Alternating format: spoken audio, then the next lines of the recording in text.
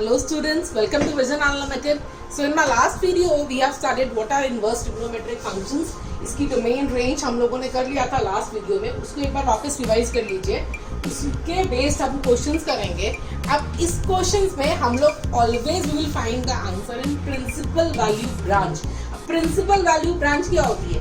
जो हमने डोमेन और रेंज निकाली थी, ठीक है, जो इनवर्स ट्रिग्नोमेट्रिक फंक्शंस की जो हमने डोमेन रेंज निकाली थी, that consist of principal value branch. Then अब मैं इस पे बेस्ड कुछ क्वेश्चंस दे रही हूँ.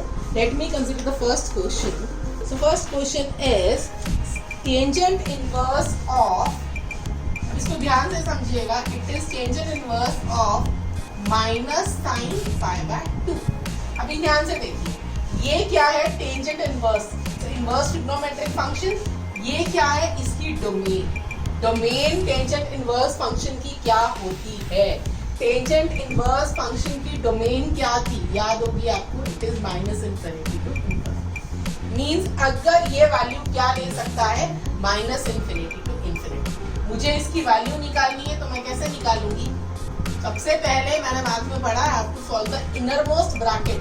नाउ यू नो, ये तो मेरा 11th का ही काम है. माइनस साइन पाई बाय 2 क्या होता है? साइन पाई बाय 2 -1, तो मेरे पास आंसर क्या आ जाएगा? -1. टेंजेंट इनवर्स ऑफ -1, ये आपके पास क्या आ गया? Tangent inverse of -1. It is very clear that this -1 belongs to minus infinity.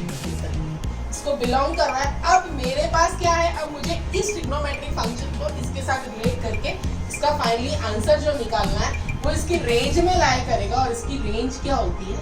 -π/2 to π/2.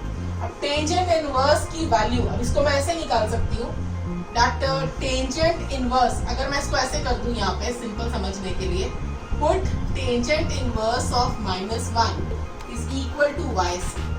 अब ये टेंजेंट इनवर्स उधर जाके क्या बन जाएगा? टेंजेंट. तो मींस मेरे पास क्या आ गया? -1 इज इक्वल टू टेंजेंट आ गया मेरे पास. अब ये टेंजेंट y -1 कहाँ पे होगा? It will be at tangent of -π/4. यही होगा ना? ये ऐसा मैंने क्यों लिखा? Because tangent of minus theta is minus tangent theta. तो ये मेरे पास क्या आएगा? -π/4. It means y is equal to -π/4 which clearly belongs to -π/2 π/2. It means इसका आंसर क्या आ गया मेरे पास? -π/4. Done. Let us consider one more. Yes.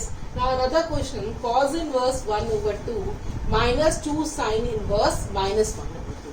अब मुझे यहाँ पर क्या निकालना है? just a minute.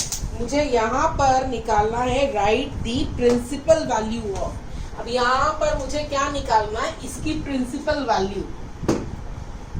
मुझे क्या निकालना है? इसकी principal value. Now remember one thing, इसकी प्रिंसिपल वैल्यू निकालने के लिए मुझे क्या करना पड़ेगा? It's cos inverse 1/2. अब 1/2 cos की वैल्यू 1/2 कौन से एंगल पे होती है? You know that it is at 60 degree. 60 degree can be written as π/3. तो ये जो π/3 है, cos इनवर्स की आप रेंज चेक कर लो. जो cos इनवर्स की रेंज होती है वो क्या होती है? cos इनवर्स की रेंज मेरे पास क्या होती है? 0 π क्लोज्ड. तो ये उसमें लाई कर रहा है, तो ये मुझे मैटर नहीं करेगा, ये प्रिंसिपल वैल्यू ब्रांच में ही आ रहा है. अब मैं बात करती हूँ -2 साइन इनवर्स -1/2. अब इसको अंडरस्टैंड करने के लिए मैं क्या करूंगी? इसको मैं यहाँ रख कर देती हूँ, ये तो प्रिंसिपल वैल्यू ब्रांच में आ गया. अब इसको सॉल्व करने के लिए, आपकी अंडरस्टैंडिंग के लिए मैं आपको बता रही हूँ, put sine inverse -1/2 is equal to t. ठीक है, तो ये साइन इनवर्स उधर जाके क्या बन जाएगा? t sine t. ठीक है, अब साइन की वैल्यू नेगेटिव आ रही है, तो इट मींस आपके पास में क्या आएगा? यहाँ पे आपको क्या लेना पड़ेगा? साइन ऑफ, पहले तो आप इसको ऐसे लिख सकते हैं, माइनस साइन. साइन क्या होता है? π/6. 30 पे होता है ना, it is equal to sine t. Now minus sine π/6. Sine π/6 is 1/2. Minus साथ में मैंने ऐसे ही रहने दिया. I replace just 1/2 by sine π/6. अब क्या हुआ? ये माइनस साइन ऑफ माइनस, ये हमने पढ़ा है rule, sine of minus theta is equal to minus sine theta. ये पढ़ा है हमने, sine of negative angle is equal to minus sine theta. तो ये मेरे पास क्या हो जाएगा, sine of minus pi over 6 is equal to sine t. ठीक है, मेरे पास t की वैल्यू क्या आ गई, माइनस पाई ओवर 6।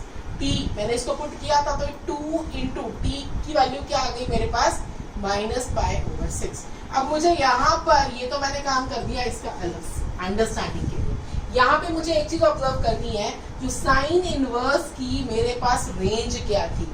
ये एक फंक्शन लग रहा है साइन इनवर्स, इसके ऊपर इस साइन इनवर्स फंक्शन की मेरे पास रेंज क्या होती है, it is close minus pi by 2 to pi by 2। ये उसके बीच में लाई कर रहा है, यस इट इज लाइन। तो मेरे पास फाइनली आंसर क्या हो जाएगा, pi by 3 minus into minus plus pi by 3। तो ये आंसर क्या आ जाएगा, 2 pi over 3। Got it? Now I am considering some more questions. आपको प्रिंसिपल वैल्यू जहां पे भी निकालनी है, प्रिंसिपल वैल्यू जब भी निकालनी है, you have to be careful. जो डोमेन और रेंज हमने ऑलरेडी निकालनी है उसको दिमाग में रखते हुए हमें काम करना है। Now here I am considering cot pi by 2 cotangent of pi by 2 minus 2 cot inverse root 3। अब देखिए, इस क्वेश्चन को करने के लिए अगर मैं इसको सबसे पहले इनर मोस्ट फंक्शन को इसके सॉल्व करूं, cot इनवर्स ऑफ रूट 3, तो इसकी cot इनवर्स फंक्शन की रेंज क्या होती है, 0 टू पाई। ये पॉजिटिव है, रूट 3 किस पे होगा, कोटेंजेंट रूट 3 किस पे होगा, 30 डिग्री पे। 30 डिग्री कितना हो गया, पाई ओवर 6।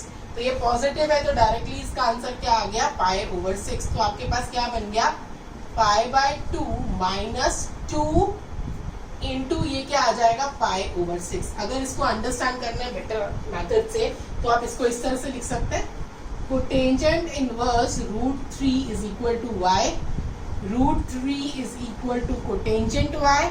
तो यहां से आपको क्या मिल जाएगा, sorry, y is equal to pi over 6 आ गया। अभी ये 2 will get cancel with this, 3 आ गया। तो ये आपके पास क्या आया, cotangent of pi by 2 minus something. कोई एंगल है यहाँ पे, पाई बाय 2 माइनस मीन्स क्या हो जाएगा, फर्स्ट क्वाड्रेंट में कॉट का क्या बन जाएगा, pi by 2 will change cot to tangent. तो आपके पास क्या आ जाएगा, tangent pi over 6 and tangent pi over 6 that is tangent 30 degree is equal to 1 over. Okay, let us consider some more questions. अभी यहाँ पे क्लियर हुआ किस तरह से मुझे इसकी डोमेन और रेंज चेक करनी है। मैं यहाँ पे कुछ और क्वेश्चंस ले रही हूँ।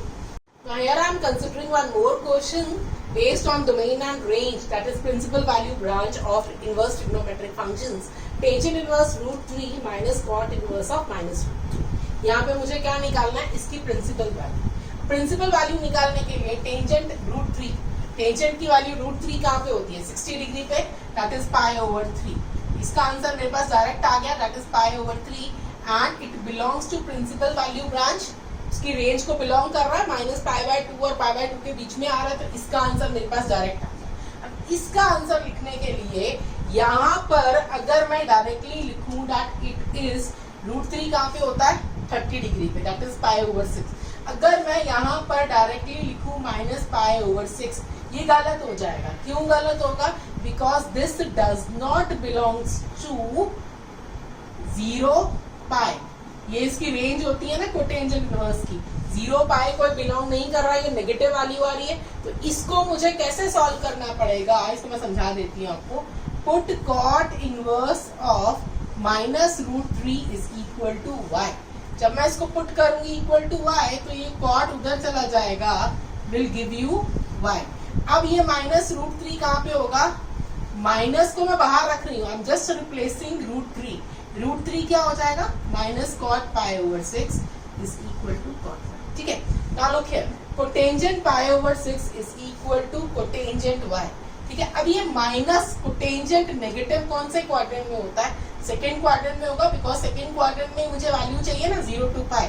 सेकेंड क्वाड्रेंट में होगा, तो इसको मैं कैसे लिख सकती हूँ, cotangent of pi minus pi over negative हो गया ना सेकेंड क्वाड्रेंट में, इधर right hand side will remain same, that is cotangent. ये मेरे पास क्या आ गया, cotangent pi minus pi over 6, that is 5 pi over 6 is equal to cotangent y।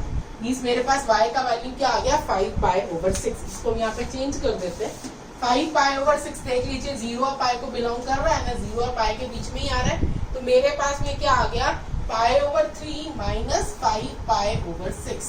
तो आंसर मेरे पास क्या आ गया, 2 पाई माइनस 5 पाई ओवर 6। तो ये क्या बन गया, minus 3 pi over 6, that is minus pi over 2 is your answer. Done, got it. क्या किया मैंने, मुझे बस इस चीज का ध्यान रखना है कि whether I am going with the principal value branch और नॉट। प्रिंसिपल वैल्यू ब्रांच में जा रही हूँ तो मैं डायरेक्टली आंसर लिख सकती हूँ। Done. In our next video, we'll be continuing with some theorems based on inverse trigonometry.